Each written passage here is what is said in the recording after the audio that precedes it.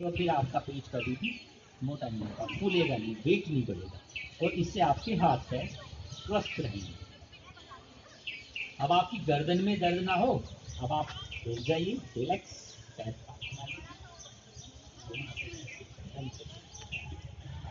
दोनों हाथों को ऐसे घुमाइए, इससे आपकी यहाँ नसों में दर्द नहीं होगा। इससे गर्दन के नीचे जो कंप्यूटर पे बैठे बैठे पढ़ाई करते हैं या कंप्यूटर चलाते हैं, उनकी गर्दन के जस्ट नीचे हड्डी के ऊपर का हिस्सा सूज जाता है। सर्वाइकल स्पॉन्डिलाइटिस, साइटिका, माइग्रेन आदि सिर में दर्द रहता है, सिर में चुभन सी होती है ना। फिर उसके बाद ब्रेन हेमरेज हो जाता है। ये इतनी बड़ी बड़ी बीमारी आपको कभी नहीं आएगी अगर आप 10 टाइम्स ऐसे घुमाएंगे, फिर 10 टाइम्स अपोजिट, 10 अपोजिट घुमाना है।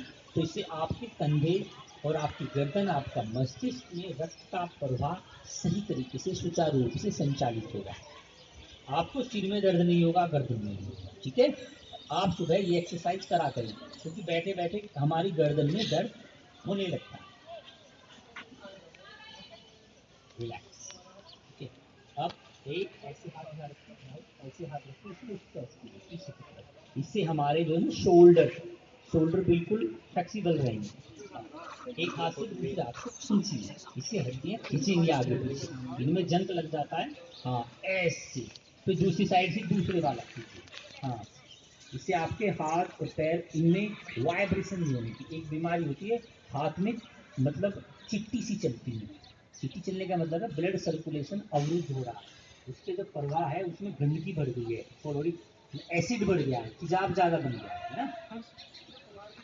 अब हम पार्टी मारेंगे आराम से, लगा लेंगे आराम से।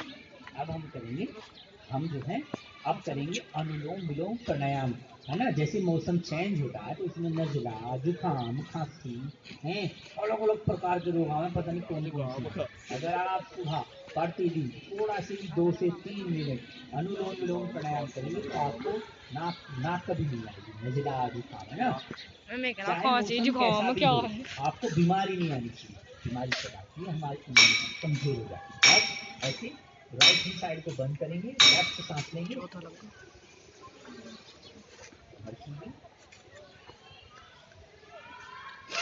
राइट से बाहर निकाला, फिर भरा,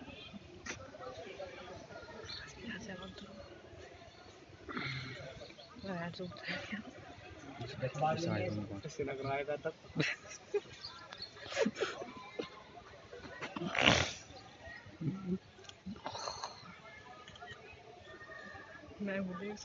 लंबी गहरी सांस,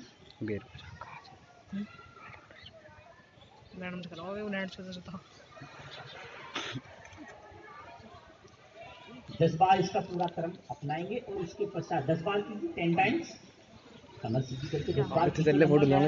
अब आपको पता चल जाएगा कि मेरा जो स्वर है वो सही चल रहा है, जो सांस अंदर तक जा रही है, आ रही है, या बीच में अवरुद्ध हो रही है, नाक बाहरी बाहरी तो नहीं है। थोड़ी थोड़ी देर में नाक अगर बाहरी हो रही है तो आपको जो है कफ कार्य हो जाएंगे, खांसी, नजला ना। चाहे आंखें बंद, आंखें जो है तो नोज पे लगा के रखो। अब राइट हैंड साइड से आप श्वास को भरिए और थोड़ी देर होल्ड कीजिए, सांस भरिए ऐसे, जितनी देर आप होल्ड कर सकते हैं, 30 या 40 सेकंड्स। आंखें बंद कर लीजिए, आंखें बंद कर अपनी भुजों के बीच में, आईब्रो के बीच में जो आर्द्र चक्र है वहाँ पे लगाइए, भगवान से प्रार्थना कीजिए कि मैं 100 साल तक जीऊँ, 100 साल तक मेरा शरीर काम करता रहे, 100 साल तक मेरी आंखें दिखती हैं, सांस भर लीजिए, 100 साल तक मैं स्वस्थ रहूँ। प्रभु, ऐसी आपकी कृपा, ऐसी शक्ति, आपकी ऐसी एनर्जी मुझे प्राप्त होती रहे, मैं सही कार्य करता रहूँ, सही सन्मार्ग पर चलूँ, दूसरों को सही मार्ग पर चलने के लिए प्रेरित करूँ। तो जो अब आप मानसिक भावना करेंगे ना, तो वैसा ही तो फल मिलेगा आप, है ना। फिर दोबारा से रिलैक्स कर दीजिए, एक बार फिर पुनः 10 टाइम्स लंबी गहरी श्वास, कमर सीधी, लंबी गहरी श्वास, ताकत से बाहर तो नीचे निहाल करेंगे,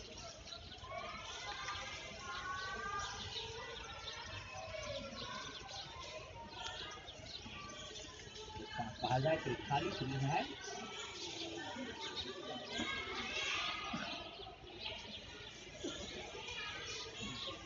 बनाइए ऐसे 10 बार लंबी गहरी सांस। आंखें आप बंद कर सकती हैं, फिर आंखें बंद करके जब आप करेंगे तो आपको बहुत ज़्यादा पॉजिटिव फीलिंग महसूस होगी। आंखें बंद, 10 बार लंबी गहरी श्वास। लंबी गहरी सांस, जितनी श्वास आप लंबी और गहरी खींचेंगे उतनी आपकी नाभि के अंदर तक आपकी श्वास नलिकाओं के आसपास जो ऐसे तेजाब जम जाता है, जिस कारण से जब आप रनिंग करते हैं या आप घूमने जाते हैं तो आपकी सांस फूलने लगती है, आपकी श्वास में खड़ खड़ की आवाज़ आती है।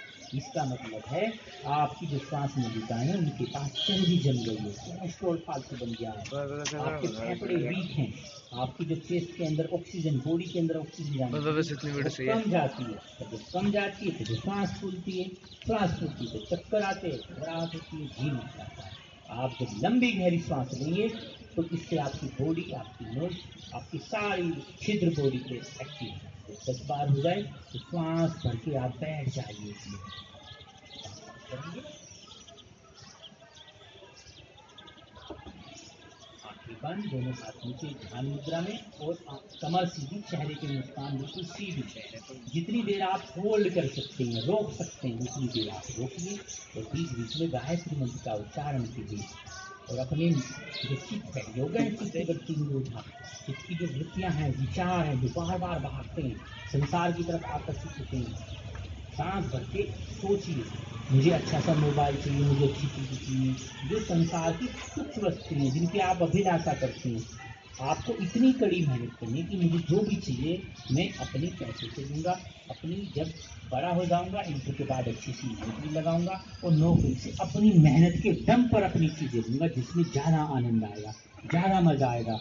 दूसरों की जो पेरेंट्स ने कमाया है उनकी कमाई की चीज़ के पैसे आप लेते हैं, फिर उसको व्यर्थ गवा देते हैं, उसको तोड़ देते हैं, क्योंकि आपको उसमें फीलिंग नहीं आती। फीलिंग जब आती है जब आप खुद कष्टों की कमाई से, अपनी मेहनत से, अपने पुरुषार्थ से कोई चीज़ अर्जित करते हैं, पाते हैं, उसमें आपको आनंद आता है। और धीरे से आप रिलैक्स कर दीजिए, है ना।